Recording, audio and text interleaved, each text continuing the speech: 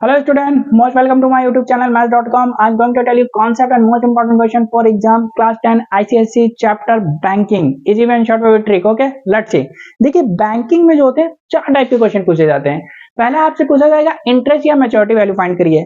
Second आपसे principal find करने के लिए पूछा जाएगा। थर्ड आपसे रेट और फोर्थ आपसे टाइम पूछा जाएगा।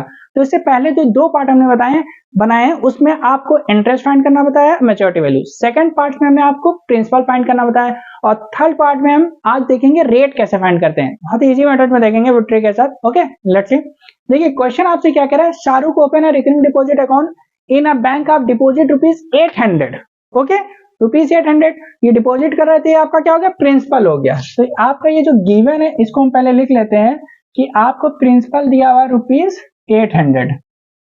Okay, per month for 1 and 1/2 years।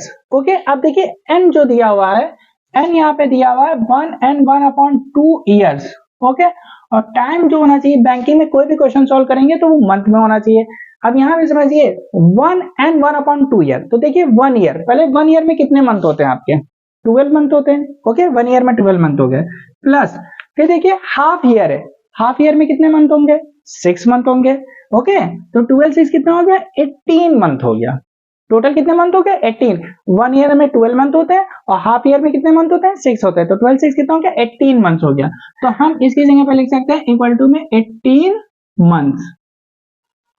Okay, आगे देखिए क्या कह रहा है, if he receive ₹15,084 at the time of maturity. तो ये टाइम ऑफ मैच्योरिटी के टाइम पे पैसा मिल रहा है, तो ये क्या हो गया आपका पैसा, मैच्योरिटी वैल्यू हो गई। ओके, अब यहाँ पे लिख लेते हैं मैच्योरिटी वैल्यू आपको गिवन है ₹15,084।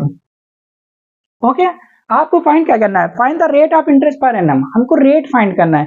तो देखिए बैंकिंग का कोई भी क्वेश्चन होगा आपको स्टेप वही फॉलो करने हैं जो हमने पहले वीडियो में बताया था। पहले आप इंटरेस्ट फाइंड करेंगे और सेकंड आप मैच्योरिटी वैल्यू फाइंड करेंगे, चाहे आपसे कुछ भी पूछा जा रहा हो।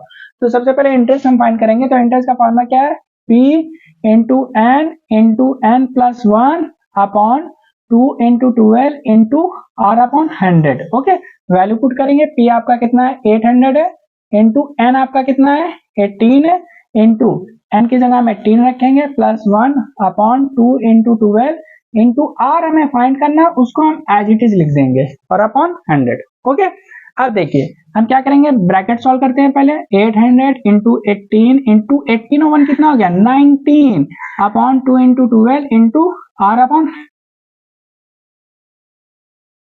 800 हो गया। ओके, और देखिए 2 1 जा 2, 2 9 जा 18 हो गया। अब देखिए कुछ आपका घटेगा, कुछ रिड्यूस हो रहा है, 3 3 जा 9 एंड 3 4 जा 12 हो गया। और देखिए यहाँ पे कुछ रिड्यूस हो रहा है, 4 1 जा 4 और 4 2 जा कितना हो गया, 8 हो गया। अब कुछ रिड्यूस हो रहा है, नहीं रिड्यूस हो रहा है। तो देखिए हमारा क्या क्या बच रहा है, हम देखेंगे यहाँ पे आपका क्या बचा है, आपका 2 बचा हुआ है, लिख लीजिए, मल्टीप्लाई 3 बचा है, लिख लीजिए, मल्टीप्लाई 19 बचा है, लिख लीजिए, मल्टीप्लाई R बचा है। और देखिए नीचे डिवाइड में क्या है आपका 1 1 1 है, तो डिवाइड में लिखने की कोई जरूरत ही नहीं है आपको, मल्टीप्लाई कर दिए, 2 3 जा कितना हो गया, 6 हो गया, और 19 6 जा मल्टीप्लाई कर लिए, 6 9 जा कितना होता है 54, 5 कैरी ले गए, 6 1 जा 6 और 5 कितना हो गया 11, 114 R आ गया आपका। ओके, तो ये हमने क्या फाइंड किया, इंटरेस्ट फाइंड किया। ओके, अब देखिए इंटरेस्ट के बाद आप क्या फाइंड करेंगे, मैच्योरिटी वैल्यू। दो स्टेप आपको करने हैं, पहले इंटरेस्ट फाइंड करना है फिर मैच्योरिटी वैल्यू। अब हम मैच्योरिटी वैल्यू फाइंड करेंगे तो क्या होता है, P into n plus I। अब देखिए मैच्योरिटी वैल्यू आपको गिवन है 15,084, तो मैच्योरिटी वैल्यू के प्लेस पे रख दिए मैच्योरिटी वैल्यू। P आपका कितना गिवन है, 800 इंटू n आपका कितना है, 18 है, और प्लस इंटरेस्ट आपने फाइंड किया कितना, 114 R।